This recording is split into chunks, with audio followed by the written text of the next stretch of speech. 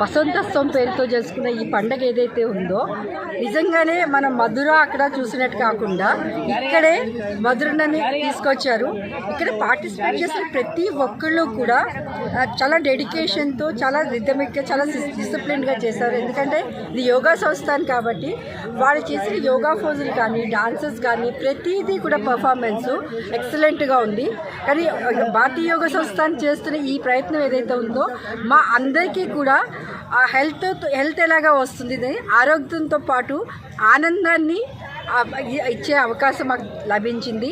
ఎవరైతే ఆర్గనైజర్స్ ఉన్నారో మెయిన్ ముఖ్యంగా సుధీర్ కుల్కర్ణి గారు అండ్ ఆయన టీంకి మా ధన్యవాదాలు.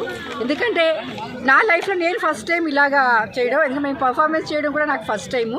నేను ఐఎమ్ సైకాలజిస్ట్, ఒరిజినల్గా నేను సైకాలజిస్ట్.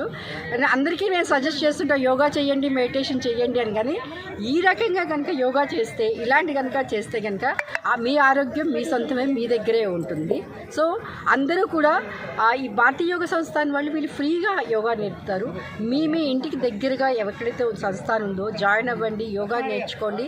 యోగాతో పాటు ఆరోగ్యంతో పాటు ఆనందాన్ని కూడా పొందండి. సో నేను ముషీరాబాద్ నుంచి వచ్చానండి. మిగతా అంటే ఇక్కడ మాకు మీరు ప్రతిరోజు పార్టిసిపేట్ అవుతారా?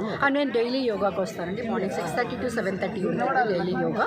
సో మేము అంటే మా సెంటర్ సైడ్ మా madam Sarojini madam, Ramarao sir, మేము 6:30 to 7:30 డెఫినెట్గా యోగా ప్రాక్టీస్ చేస్తాం. అంటే ఇక్కడ యోగాతో పాటు ఎవరివైనా ఏ ఈవెంట్నైనా కూడా మేము ఆనందంగా సెలబ్రేట్ చేసుకుంటాము.